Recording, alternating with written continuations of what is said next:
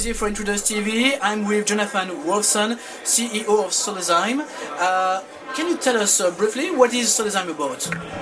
So Solazyme is a biotechnology company that focuses on microalgae, algae as they say in most of Europe, for production of oils. And we produce oils in microalgae for high-performance fuels, renewable chemicals, edible oils, and health and wellness materials like cosmetic and nutraceutical oils. And the reason we focus on algae is because they're the original oil producers on the planet.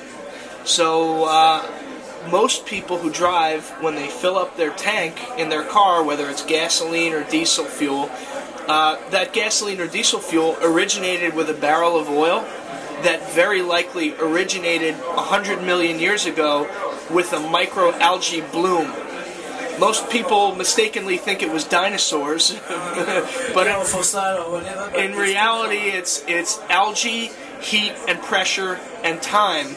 And what we do is we take algae and we optimize them so that they make oil very quickly and efficiently using standard equipment. We use something called fermentation, which are large stainless steel tanks, and we put the algae in these large stainless steel tanks, and then we feed them plant materials like cellulosic material. It can come from sugarcane bagasse or switchgrass or corn stover. It can be the pulp from sugar beets, usually non-food feedstocks, and we feed the algae in the dark these carbohydrates, and they make oils very quickly. And then we take the oils, depending on which algae we use, we get different oils. And for some oils we make diesel fuel. For some oils they're edible oils. So for instance, there's not just a problem with fuel in the world, there's a big problem with food. There's a real shortage of edible oils. And in the third world, a lot of people get a high percentage of their calories from edible oils. And so we work on fuels, but we also work on food. And one of the important things about the work we do is it's designed to produce these things, whether it's fuels or chemicals or health and wellness materials, with a very low carbon footprint. And where do you produce all those items? Do you have a different place around San Francisco or everywhere in the world? That's a good question. So right now what we're doing is we do all of the small scale work in San Francisco, but we have we have partners where we do much larger kind of semi-commercial, commercial scale growth in other places in the U.S., both in California and in other states. We're not yet doing production in Europe or Asia, and one of the reasons we're here at the World Investment Conference and the Transatlantic Green Platform is to meet European companies.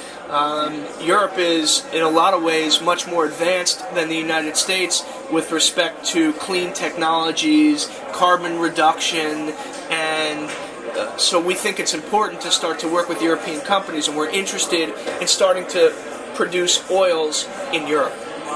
And today, as a consumer, can I see your product where? Where can I get your products? Okay, can I see, like, if I go to some restaurant, is there some food or food I can buy using already? Well, right now you can mostly see our products in movies and television. Okay.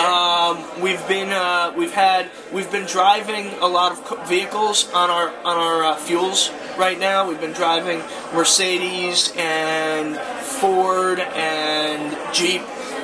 Diesels on 100% of our fuel, and we've done that in some movies. We did it in a movie that won the Sundance Film Festival Documentary Award. And in terms of products that consumers can buy, we are coming out at the end of this year with some cosmetic and nutraceutical applications that you would be able to buy at a cosmetic store or a health food store. So those are the first products, and those are coming out toward the end of 2008. So here today we are at the WIC, and what is important for you to be here? What are you expecting from those meetings and networking? Well, I think you can understand, you know, and being a California-based company, which is 9 time zones away from Western Europe, which is where we are right now, it's difficult to make strong connections and then form lasting and valuable business relationships. And I think the real reason we're here is to meet the right companies that understand our technology and can help us commercialize it into European markets. And then, obviously, it's important for us to understand European perspectives.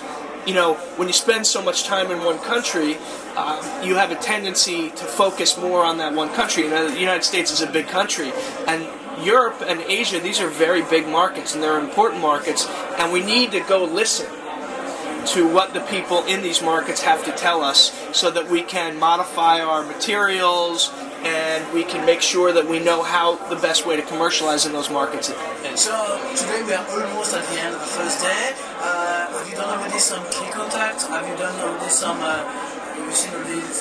little partnerships or the beginning of that? Oh yeah, we've probably had, well, I presented this morning, and after the presentation I had probably 25 people come up to me and talk to me and hand me business cards, and that started some good conversations.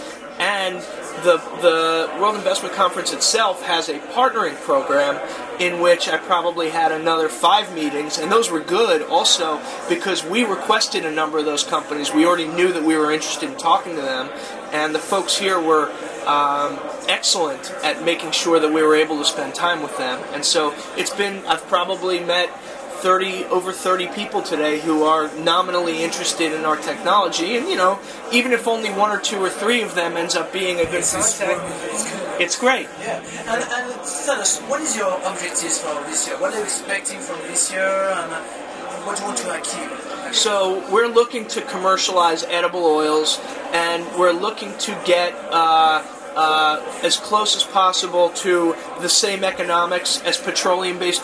So on one side, we're looking to get our edible oils into the marketplace. On another side, we're looking to continue cost reduction with the fuels to get them down to comparable with current petroleum-based fuels. And that may not happen this year, but we're hopeful that it'll happen sometime next year.